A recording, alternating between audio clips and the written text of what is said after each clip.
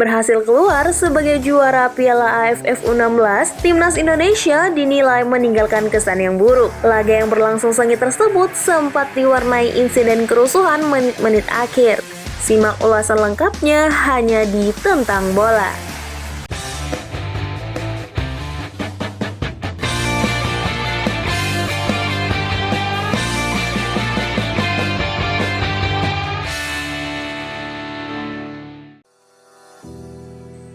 Timnas Indonesia juara.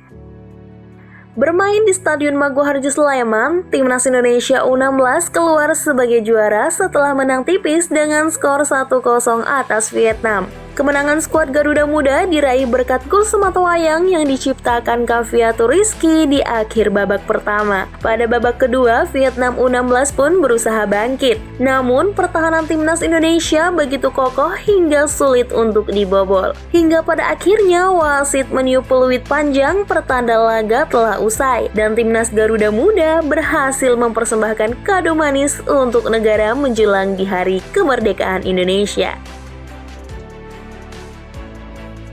Drama di menit-menit akhir.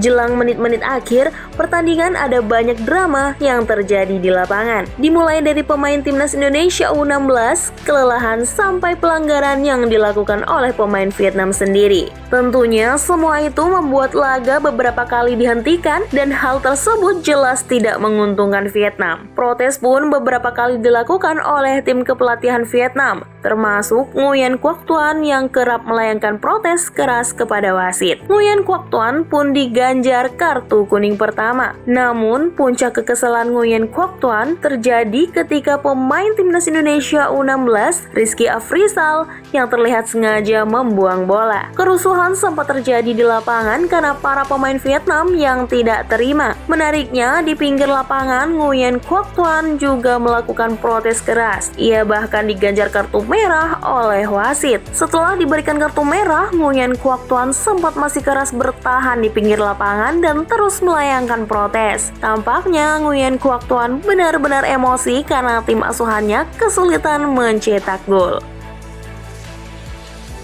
Dapat tekanan dari fans dan wasit.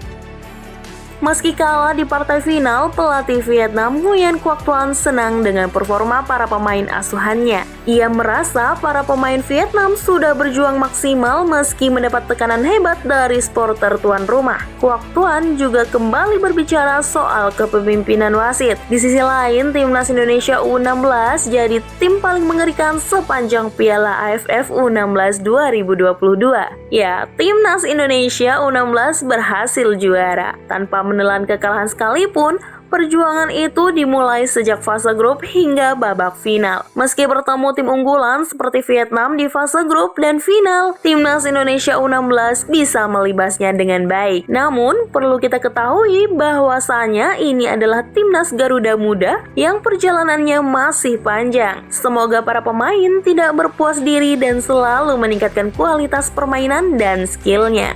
Akankah Timnas U16 bisa menjaga konsistensinya menjuarai AFF hingga ke level senior? Tulis pendapatmu di kolom komentar.